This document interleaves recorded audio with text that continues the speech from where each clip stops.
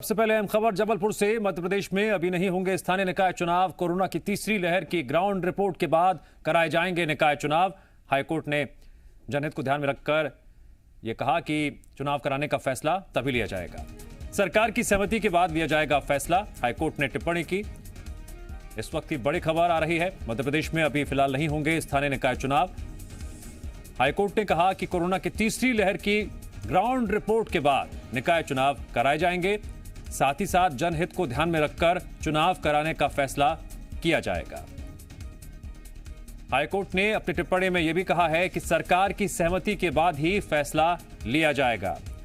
तो लगातार स्थानीय निकाय चुनावों को लेकर चर्चा हो रही थी, लेकिन साथ ही साथ तीसरी लहर की आशंका भी बनी हुई है, जिससे निपटने के लिए सरकार एहतियातन कई कदम उठा भी रही है। दूसरी तरफ हाईकोर्ट ने इस पर अहम टिप्पणी की है कि कोरोना की तीसरी लहर की ग्राउंड रिपोर्ट के बाद कराए जाएंगे निकाय चुनाव। जी मीडिया संवाददाता मृदुल जुड़ गए हमारे साथ इस खबर पर और अधिक जानकारी के लिए।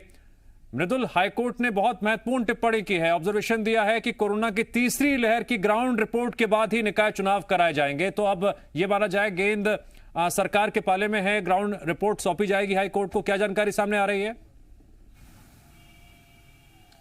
सबसे पहले दिव्यांश, आपको मैं बताना चाहूंगा, इस मामले को लेकर जनहित याचिका लागू की गई थी और उस याचिका में ये कहा गया था कि दूसरी लहर बहुत घातक साबित हुई है और उनमें जो विधानसभा चुनाव पश्चिम बंगाल में हुए या अन्य जगह पर हुए, वो बहुत बड़ी भूमिका नजर आ रही थी कि उनकी वजह से कोरोना वायरस फैल गया है और सेकेंड वेव आई है।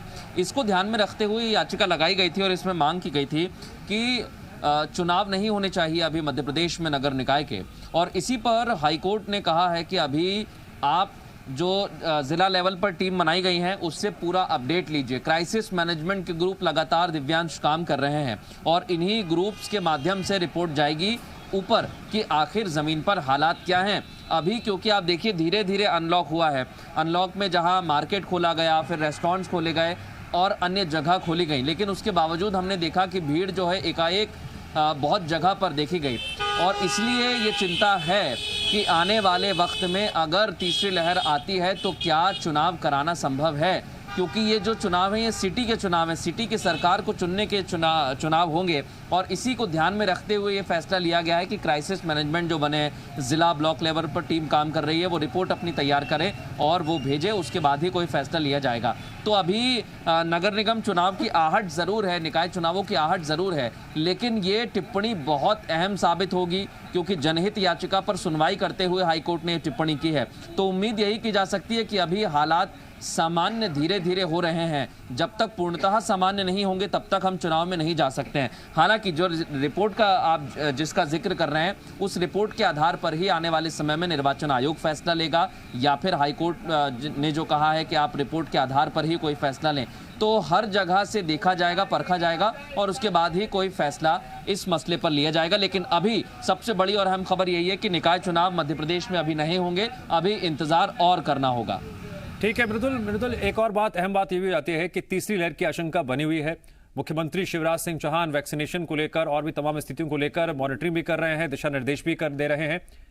अब बड़ा सवाल यह भी है कि उपचुनाव की आहट भी सुनाई दे रही है। तो क्या अब निकाय चुनाव अगर नहीं कराए जाएंगे अभी, तो क्या इसका असर उपचुनावों पर भी पड़ सकता है क्या? देखिए, जो उपचुनाव है वो सिर्फ 3 विधानसभा क्षेत्र में है और उसमें 1 लोकसभा की सीट आती है, उसमें 8 विधानसभा क्षेत्र आते हैं। तो ये जो दायरा है ये बहुत छोटा है दिव्यांश, और जो निकाय चुनाव का दायरा है वो बहुत बड़ा है। और वो बड़ा इसलिए हो जाता है क्योंकि ये छोटा चुनाव है।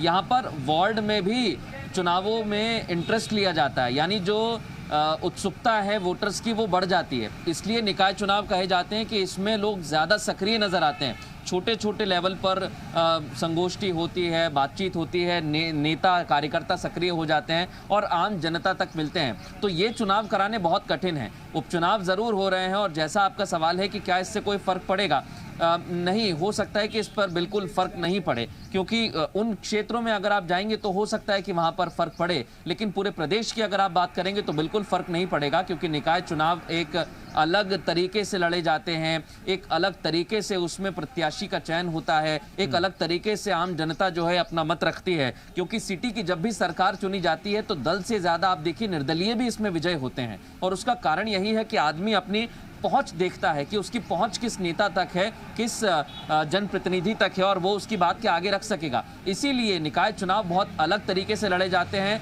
और इनका ज्यादा अगर देखें अभी, क्योंकि अंदर खाने तो खबर दिव्यांश ये भी आ रही है कि अप्रत्यक्ष प्रणाली से ही चुनाव होंगे, क्योंकि अभी पार्टियों को भी नहीं लग रहा है कि वो इतनी मजबूत स्थिति में है, चाहे कोरोना के दौर की बात करें या फिर अभी बहुत सारे ऐसे मसले हैं जिसको लेकर अभी भी पार्टियां खतरा महसूस कर रही हैं। तो उम्मीद यही की जा सकती है कि फर्क तो बिल्कुल नहीं पड़ेगा, क्योंकि निकाय चुनाव में ज़रूर वक्त लगेगा, लेकिन हाँ, उपचुनाव में जिन क्षेत्रों में उपचुनाव होने वाले हैं, चाहे वो 3 विधानसभा क्षेत्र हो या एक लोकसभा की सीट हो, वहां पर थोड़ा बहुत फर्क पड़ सकता है। पूरे प्रदेश में इस पर कोई भी असर नहीं पड़ेगा। ठीक है मृदुल, जानकारी के लिए आपका शुक्रिया।